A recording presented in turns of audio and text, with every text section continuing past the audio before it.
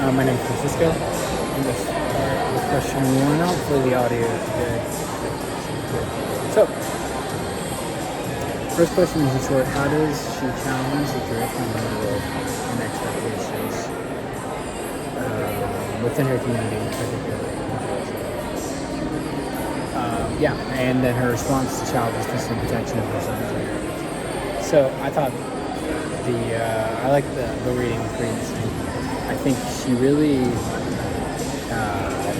I think the perfect example of how what she does is when she is shown in the beginning when she fights her brother, like she physically wrestles him to his ground. And it just shows like she literally physically was fighting like nature and aggression. And then her when she's just like such a head, like they said, like strong, when she's just like a strong woman, I guess. And then her particular choice on her husband, I thought that was really interesting. She basically was like, "Hey, Dad, like I'm that guy." That was she was like, "It's like I'm gonna be that guy, and if you don't let me, I'm gonna do it wrong with that let me marry, and it's like basically demanded it. It's like fought for what she wanted, and then in a society where women don't get to choose who they marry, it's really a family thing. She really fought for herself and got what she wanted. And then her response to childlessness, she basically they just kept trying over and over again and just like really pushed for that. And even the husband was like, I don't want a wife, I'm not gonna take another wife, just have a kid. She basically took it upon herself like, no, I'm gonna find you a wife. Like basically disobey her husband. In that time. And then, why didn't you go look and find his wife? And then she also fiercely defended her son's inheritance.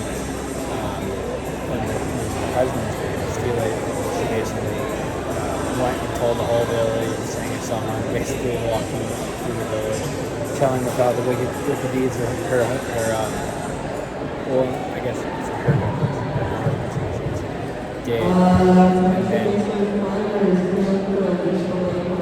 eventually got the village elders to tell them to stop, and then went and tell them to go eat some to stop. And then that leads right to question 2. So discuss the difference of the women's council and her ability to mobilize women's female power. So it shows that women had organizations that they worked together to get things done and fight for their rights and fight for what they believe and fight for her. Fight for her, yeah. Okay. And then the question continues, related to the video where she discusses the role of power and women in Black societies. So I thought that was really interesting when she discusses that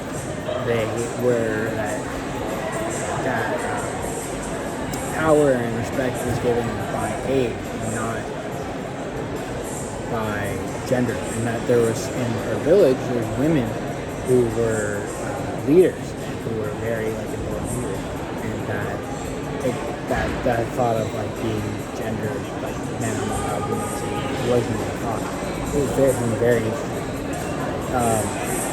And that relates well with the council, because the women in their councils were kind of similar to what the other women's tribe. But it is a bit different because they had to sit together and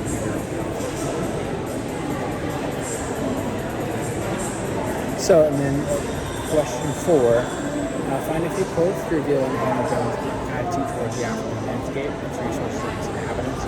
How does this quote reflect the economy of the economy, and what does it suggest about the justification for assumption of European expansion? So, I just took some little snippets from it. I thought it was so interesting talking about Corn Africans, slavery, disparaging slaves, when English people like owned slaves and just disparage them. He continues to talk about, describes them as primeval, like basically lesser than, and even in the future later, the same chapter, describing them as the animal man, which I thought was really interesting. Terrible, but just very describing them as like animalistic and subhuman. It's just fascinating. Yeah, so that's all 3 questions.